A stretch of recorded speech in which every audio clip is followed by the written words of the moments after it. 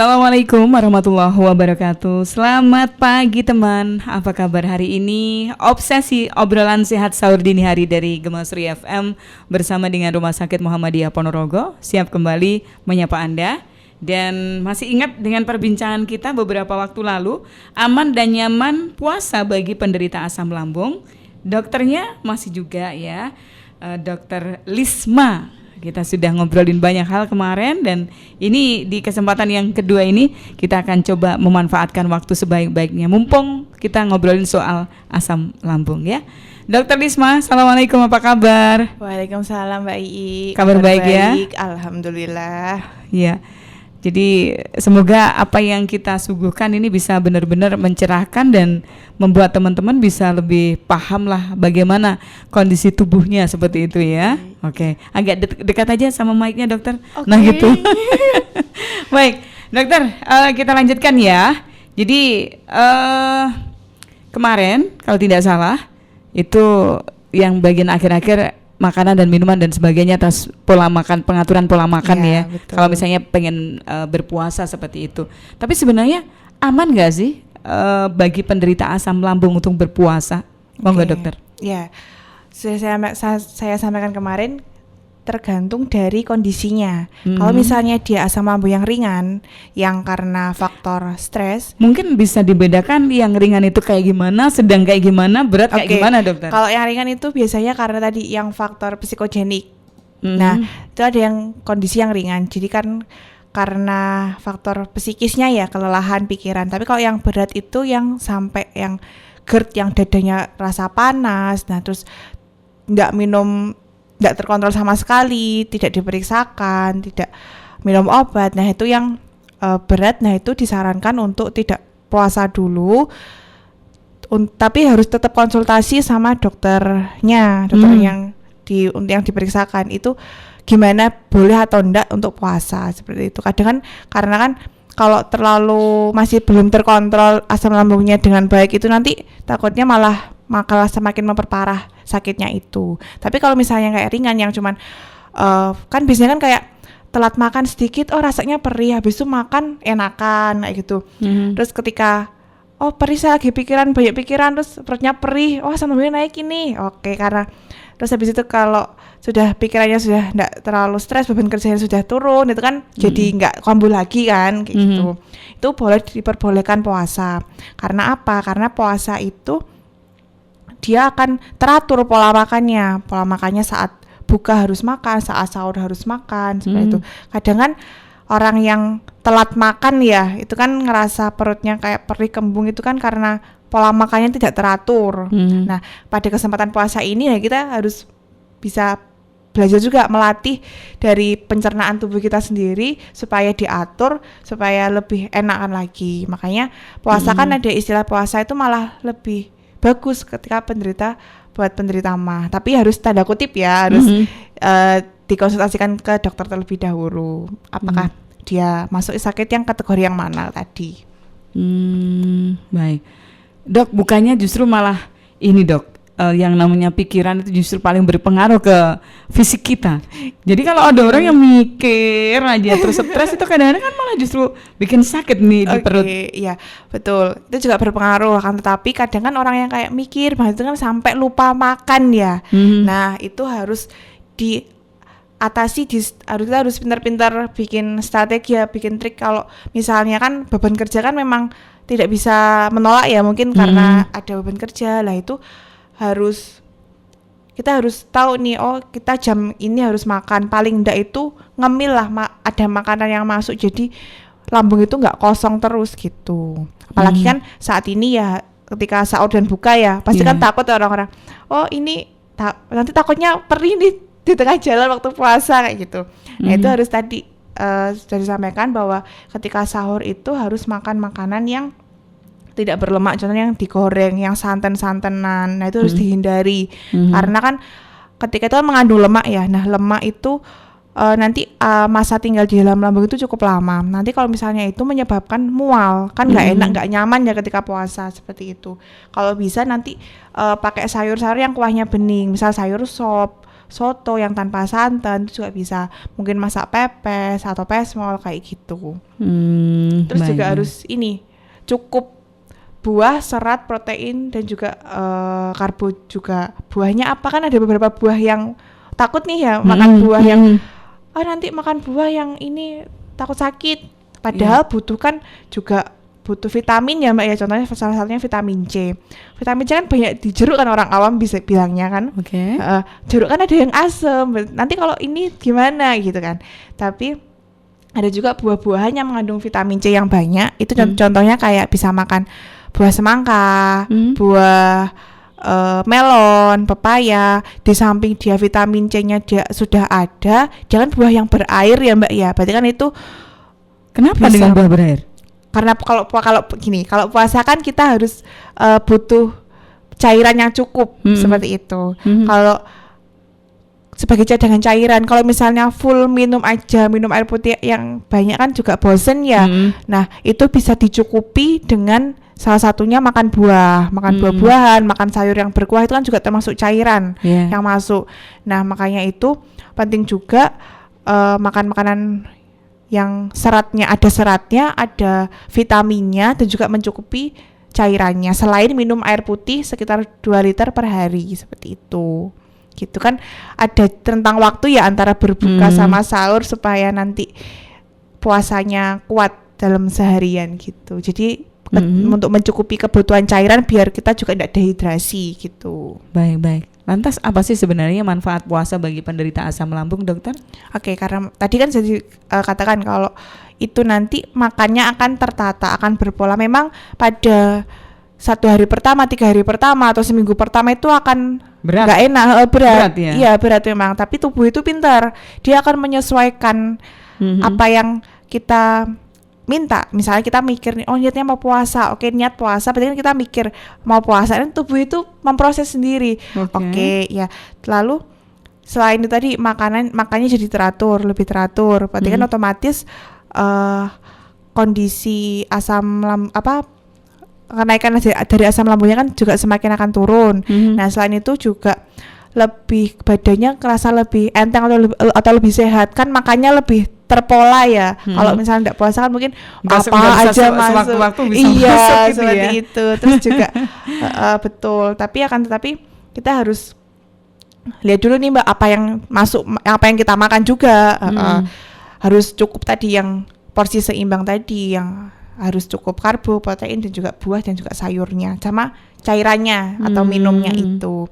Selain itu juga mungkin dari pikiran juga lebih fresh ya, lebih tenang ya kan. Kalau misalnya bulan puasa itu kan mungkin lebih banyak ibadahnya, jadi kan lebih tenang, lebih adem. Jadi kan faktor stresnya kan juga turun. Nah, tadi kan faktor stres kan berpengaruh ya sama asam lambung. Nah, itu juga akan bisa menurunkan atau mengurangi dari resiko dari sakit mah atau dispep tadi gitu. Iya.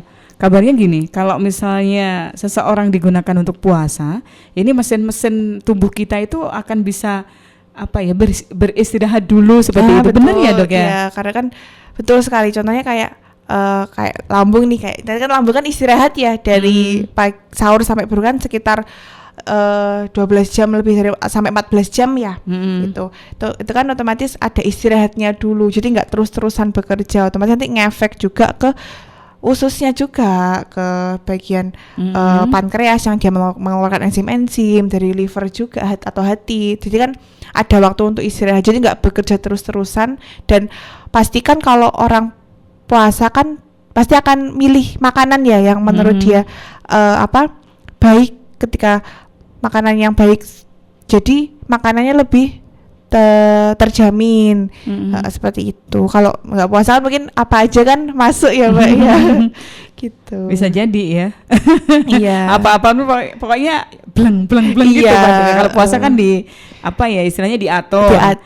Makanya boleh kalau ketika pada saat sahur maupun pada saat buka puasa seperti betul. itu. Baik, dokter, ini kalau misalnya teman-teman ya ada gangguan pada masalah lambung, kemudian ini asam lambungnya juga meningkat dan sebagainya, gimana ini caranya kalau misalnya periksa ke Rumah Sakit Muhammadiyah Ponorogo, dokter?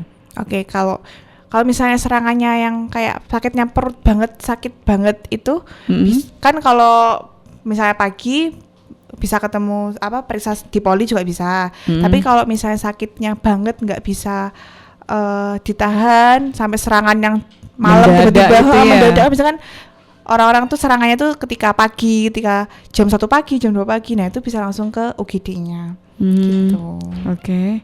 Kalau mau periksa, iya. Kalau ke tempatnya dokter biasanya hari apa itu? Saben hari bisa ya? Untuk yang misalnya asam lambung seperti ini. Ada. Oh iya, nanti ada dokter jaga yang di IGD-nya. Gitu. Kalau dokter jaganya tiap hari apa? Saben hari? Iya, juga iya.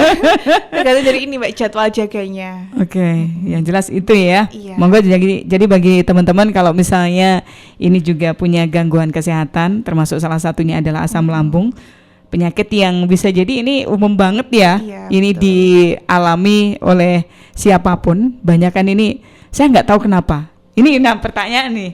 Saya nggak tahu kenapa. Ini banyak ibu-ibu yang sering banget kena asam lambung ini. Memang seperti itu ya dok ya. Misalnya ada laporan ke Rumah Sakit Muhammadiyah yang paling banyak terserang asam lambung adalah ibu-ibu.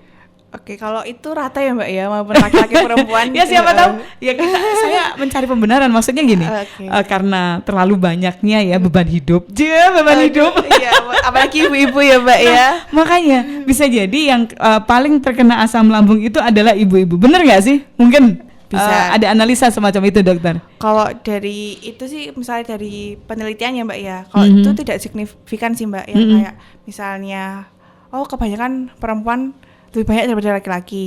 Tapi pada dasarnya kalau perempuan itu kan memang suka yang banyak mikir gitu ya. Kayak dipikiran apa-apa dipikir ya. Iya, apa-apa dipikir betul. Jadi kayak susah kalau kadang kebawa perasaan juga bisa. Nah, sampai baper dipikir, kan? Iya, baper. Bawaannya baper mulu. Iya, betul. Kapan nggak bapernya coba? Oke, jadi yang penting adalah slow gitu ya? Iya, jangan terlalu dipikir. Ya pasti kan kalau hidup kan pasti ada masalah ya, ya wajar itu. Tapi kita harus pintar-pintarnya gimana mengolah dari emosi kita, dari rasa kita, biar kita tuh tetap santai, tetap berjalan santai, tapi badan kita juga jangan dikorbankan gitu. Sebaliknya ya, kalau misalnya pengen apa istilahnya, kadang-kadang kalau orang terlalu mikir kan jadi kurusan ya. Sebaliknya kalau misalnya yang endut kayak saya ini, mikirlah semikir-mikirnya. Biar nanti bisa langsing gitu ya. Baik, dokter, kita masih akan melanjutkan perbincangan kita di Obsesi Obrolan Sehat Sahur Dini Hari dari Gemasuri FM bersama dengan Rumah Sakit Muhammadiyah Ponorogo, bersama dengan Dr. Lisma juga pagi ini. Cuman kita harus break sesaat ya. Selepas beberapa iklan kita akan kembali lagi masih di program Obsesi. Ayo diminum dulu dokter minumnya. Lama coba. Oke deh, kita masih di Obsesi Obrolan Sehat Sahur Dini Hari Gemasria FM.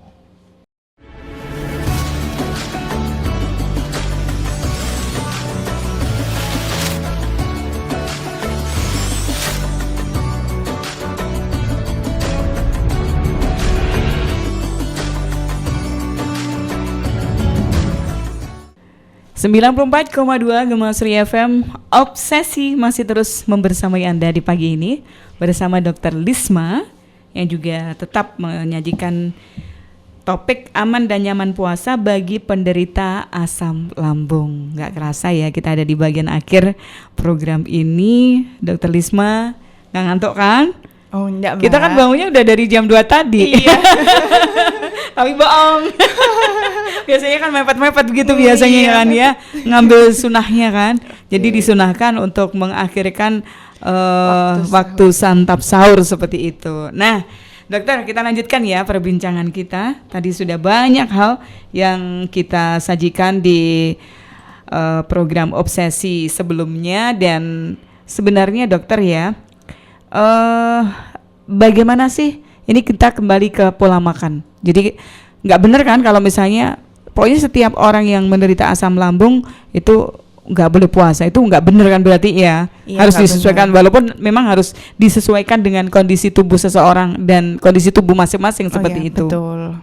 Oke, pola makannya kayak gimana nih? Ketika pas puasa ya Mbak ya. Jadi ketika misalnya ini tadi kan sahur sudah dibahas ya, yang harus cukup serat, karbo, lalu juga protein, lalu juga cairan juga harus cukup. Tapi pada prinsipnya itu makanan itu harus dikunyah secara lunak dulu. Jangan terburu-buru makannya. Lalu biar kerja lambungnya juga nggak terlalu berat itu. Lalu ketika berbuka ya Mbak ya, yang paling penting ya berbuka ya. Biasanya kan kalau wah buka ini ketika lapar-laparnya ini langsung pengennya kan makan semuanya dimakan yang di meja kan gitu kan.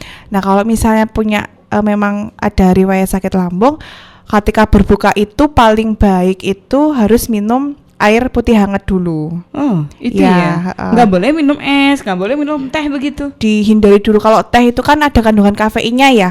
Takutnya nanti lebih memicu dari kenaikan asam lambung. Jadi memang tidak dianjurkan untuk penderita asam lambung mengkonsumsi teh, dokter.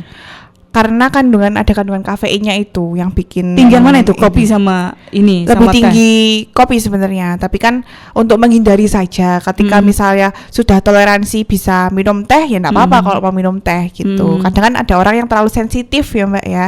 Nah, itu bisa dihindari. Padahal katanya saya itu sakit asam lambung juga, tapi kalau misalnya nggak minum teh hangat misalnya rasanya nggak seger seperti itu. Oke, itu kan mungkin dari preferensi orang masing-masing ya Mbak ya. Mungkin ada juga kayak Mbak Ii misalnya minum teh hangat itu lebih enak. Ada juga yang kayak gitu. Ada juga yang minum teh hangat mungkin agak kerasa nggak enak, nggak nyaman di perut, rasanya kembung gitu. Nah itu kan ketika pokoknya kalau buka puasa itu harus makan yang ringan-ringan dulu lah istilahnya. Kapas gitu ya? Oh bukan. Iya. Apa jadi misalnya? Kayak misalnya disunahkan kayak kurma yang misalnya 3 biji kurma, atau kalau misalnya nggak sedia kurma mungkin bisa pakai buah Mbak, buah kayak yang berair. Dianjurkan buah apa nih? Bisa semangka, melon ataupun pepaya yang manis kan itu, dan juga itu kan ada airnya kan banyak kan, otomatis kan tubuh kita kan juga terhidrasi dengan cairan. Nah, ketika sudah makan itu kan kebiasaan kan perutnya sudah mulai kenyang ya Mbak ya, agak penuh ya, itu jangan langsung makan besar. Baiknya kalau yang punya riwayat sakit sholat dulu itu ya. Bisa sholat dulu, ada jedanya maksudnya. Ketika sudah sholat maghrib misalnya mau makan besar boleh, makan besarnya harus dilihat lagi seimbang dari nasi, protein, buah dan sayurnya gitu.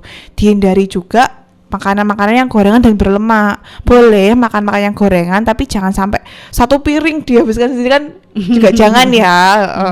1 biji aja boleh makan gorengan, jangan terlalu nanti nggak kuat ngadeg. Nggak bisa terawih ya.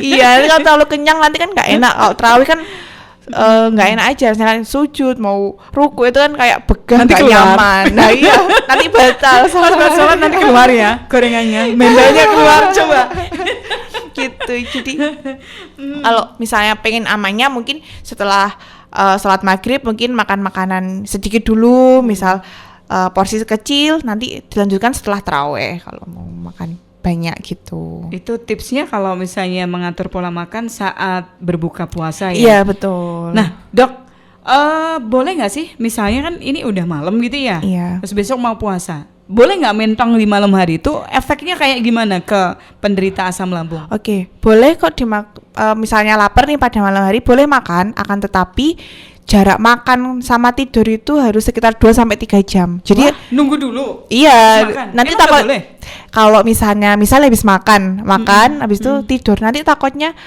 reflux itu tadi enggak kuat katupnya yang lambungnya, jadi kayak balik gitu. Meskipun enggak hanya orang-orang yang punya sakit asam lambung, orang-orang yang enggak punya sakit asam lambung juga seperti itu gitu. Jadi biar makanannya dicerna dulu, istilahnya turun dulu biar masuk lambung, mungkin masuk usus juga.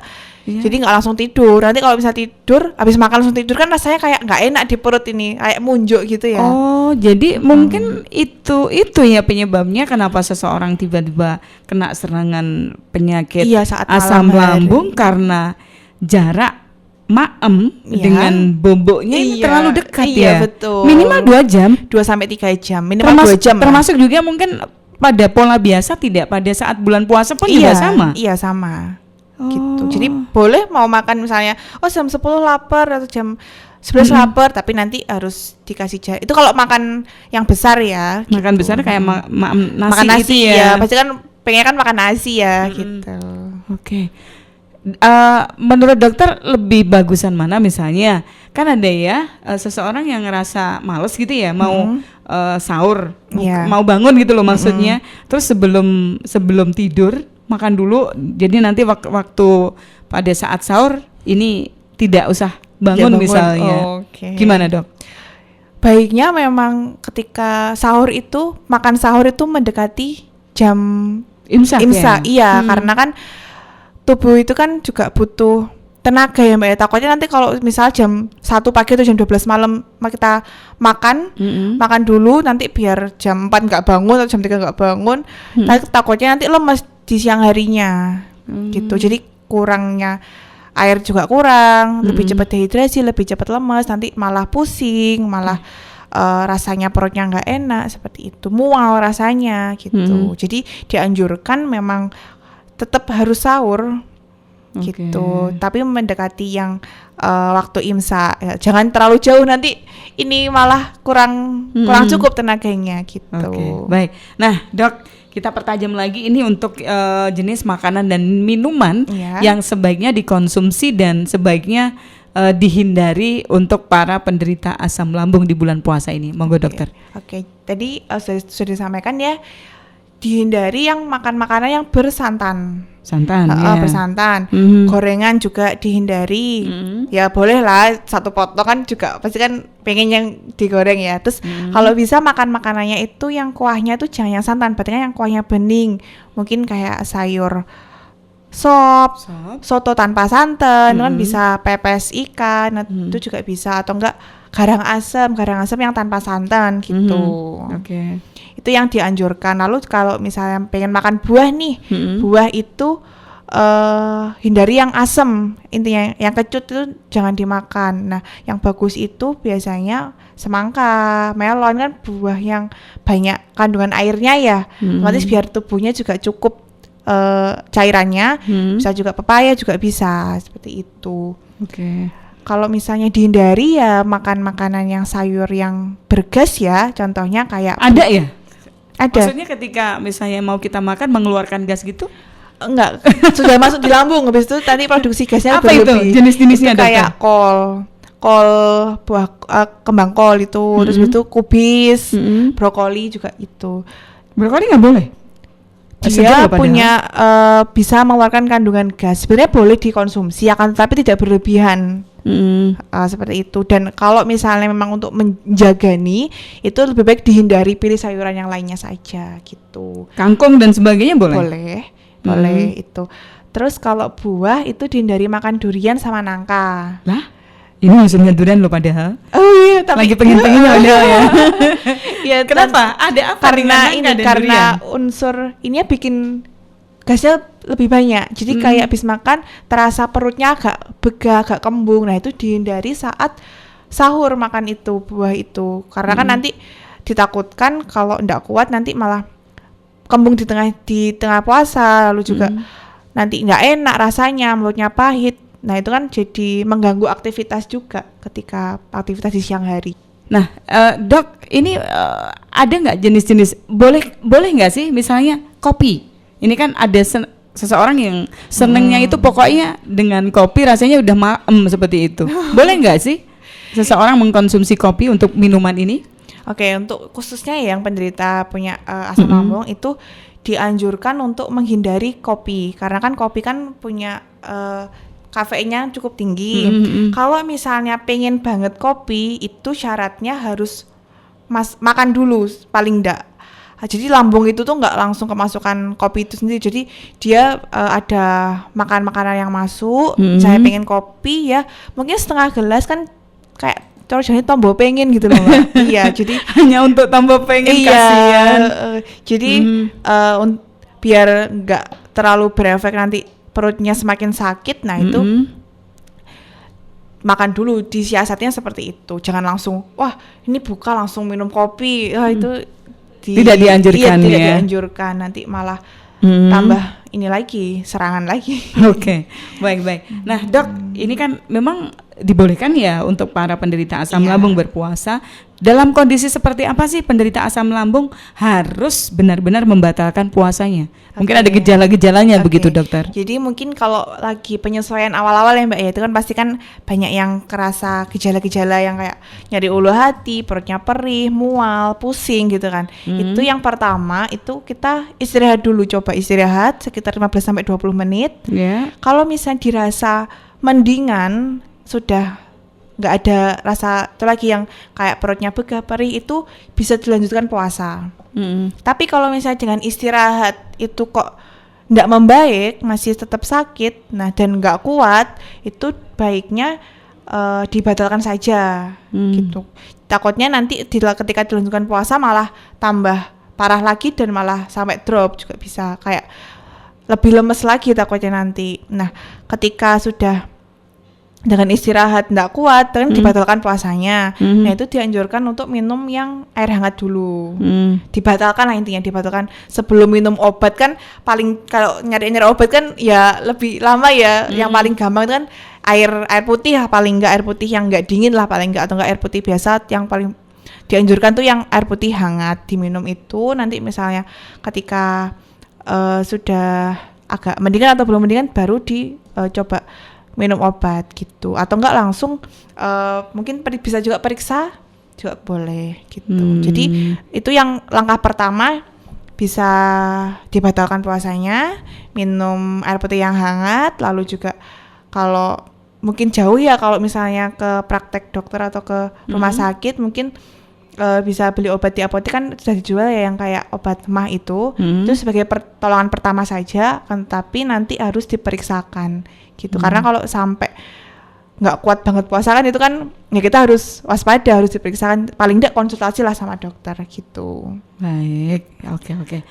Dokter, waktu kita tapi monggo lah sebelum kita akhiri perbincangan di Obsesi pagi ini, ada beberapa saran atau himbauan kepada para penderita asam lambung ketika pengen berpuasa. Monggo dokter. Ya, yang kalau puasa kan itu kan intinya pada saat itu kan sebuah kewajiban ya Mbak ya, tapi jangan kita anggap sebagai sebuah kewajiban yang membebani. Itu kan harus, yang pertama puasa niatnya harus ikhlas. Dan juga direncanakan nih, misalnya jangan kok langsung mikir nanti mau beli baju lebaran apa nih kayak gitu.